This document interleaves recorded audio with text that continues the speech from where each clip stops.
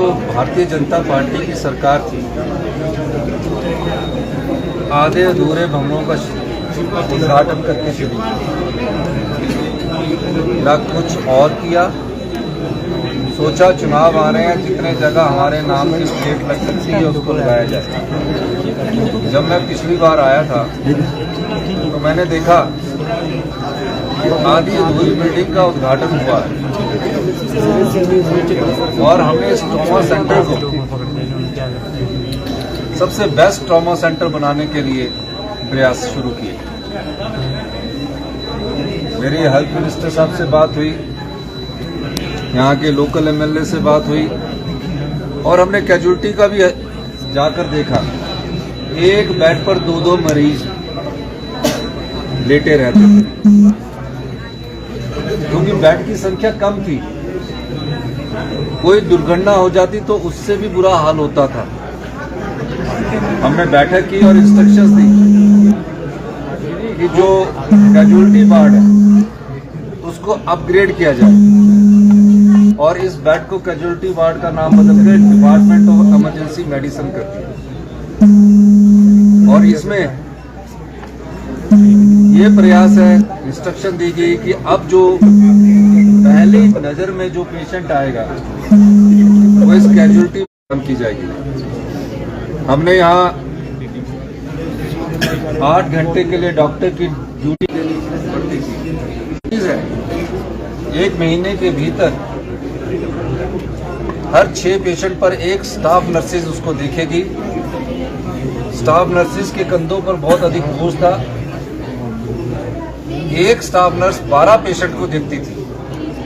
अब आप बताइए, जो स्टाफ नर्स 12 पेशेंट को देखती होगी, अगर वो 2-2, 3-3 भी चक्कर लगाए और हर प्रकार से उसकी दर्द को सुने तो भी पूरा दिन 8 घंटे काम करने के बाद भी वो पूरा नहीं हो पाता।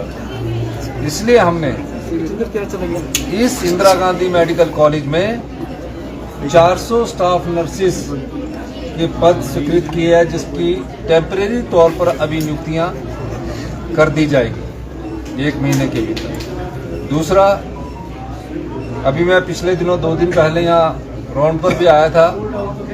मुझे पता लगा कि रेडियोग्राफर को महज 10,000 रुपये मिलते हैं, लेबोरेटरी टेक्नीशियन को महज 10,000 रुपये मिलते हैं, ओटीए वाले को महज 10,000 रुपये मिलते हैं। अगले बजट से उनके इस 10,000 को दुगना कर दिया जाएगा।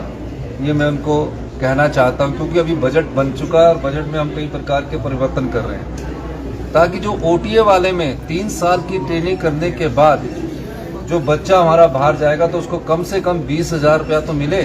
इस दृष्टि से भी हमारी सरकार ने विचार किया है और आने वाले समय में इन सब चीज़ों को हम अधिक पैसा देकर यहाँ हमारे जो पेशेंट्स हैं उनकी अच्छी देखभाल कर सकें। रेडियोग्राफर्स के पद है, ओटीए के पद है, लेबोरेटरी टेक्नीशियन के पद है, इन सबको देख रहे हैं। और मेरा मानना है कि बड़े मेडिकल कॉलेज में एक अपनी लेबोरेटरी भी होनी चाहिए। अभी उस पर चर्चा चल रही है। जब हमारी पूरी प्रेजेंटेशन होगी तो अपनी एक लैब जब इनकी होती है तो उस पर ज़्यादा ये विश्वास, डॉक्टर्स की राय लेने के बाद, डॉक्टरों की विचार विमर्श करने के बाद हम इस पर आगे बढ़ने की विचार कर सकते हैं। ये मैं इसलिए कह रहा हूँ, पिछले 5 साल में भारतीय जनता पार्टी की सरकार ने जो हेल्थ इंस्टीट्यूशंस है, महज उसमें जाकर कभी व्यक्तिगत तौर से नहीं देखा गया कि किस प्रकार की हमारे जो गांव से आने वाले पेशेंट हैं उनको किस प्रकार की सुविधा मिलनी चाहिए, आम आदमी को किस प्रकार की सुविधा मिलनी चाहिए। और जिस प्रकार से 5 साल में सभी मेडिकल कॉलेज का बुरा हाल किया भारतीय जनता पार्टी ने, सरकार उन्हें कभी माफ नहीं करेगी। और इसमें कोई दो राय नहीं है। हम अपने संसाधनों से सभी मेडिकल कॉलेजों को मजबूत करने की कोशिश कर रहे हैं। आईजीएमसी के बाद फिर टांडा है, फिर जो और 4 मेडिकल कॉलेज है उनको भी मजबूत करने की कोशिश कर रहे हैं।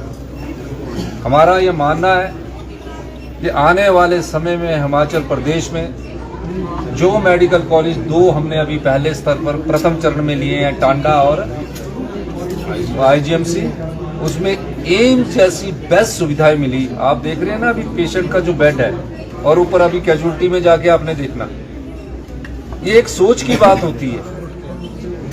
कैजुअलिटी में अभी बेड देखना तो बेचारे हमारी जो स्टाफ नर्सिस बहनें हैं वो पेशेंट को उठाएगी, 2 सराहने रखेगी, 3 सराहने रखेगी।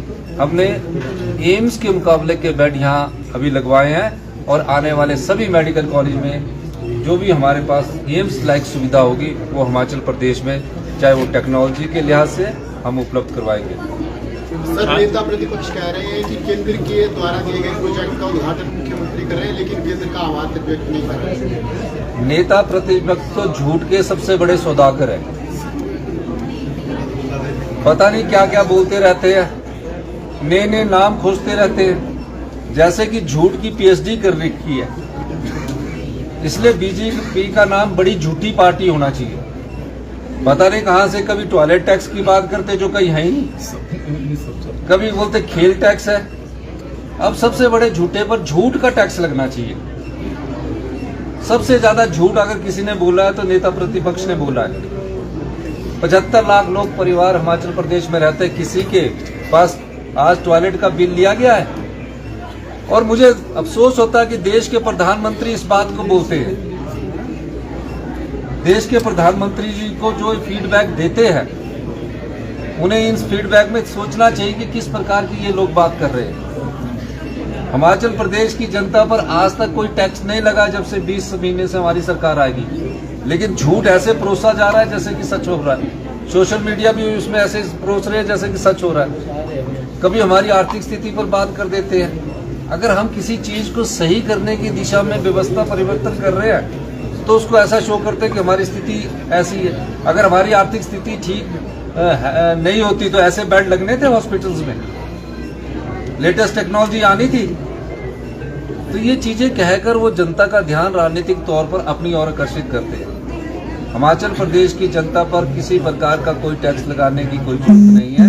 हमारे जो इन्वेस्टमेंट ड्रेन हुआ है, जो हमारी संपदा को पिछली भारतीय जनता पार्टी की सरकार ने, जो जनता हिमाचल प्रदेश की जनता की संपदा है उसको लूटा है और लुटाया है, उसको हमारी सरकार ठीक कर रही है और हिमाचल की जनता के हित में फैसले कर रही है। सर, ये प्रधानमंत्री लगातार महाराष्ट्र में भी इस टॉयलेट टैक्स को प्रचार कर रहे हैं। देश के प्रधानमंत्री हैं, इस प्रकार का प्रचार उन्हें नहीं करना चाहिए। उन्हें जयराम ठाकुर जी को बोलना चाहिए कि आप झूठ की जो मशीन है उनके मुंह में मत डालिए। अच्छा नहीं लगता ऐसा किसी प्रकार का। आप बताइए, है कोई ऐसा लगा? आप ही बताइए।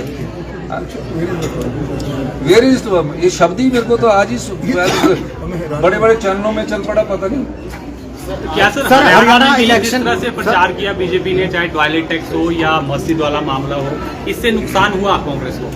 नहीं, ऐसा नहीं है, ऐसा नहीं है। मैं 2 जगह गया, दोनों जगह कांग्रेस जीती, तो ऐसा नहीं है। बहुत बहुत धन्यवाद।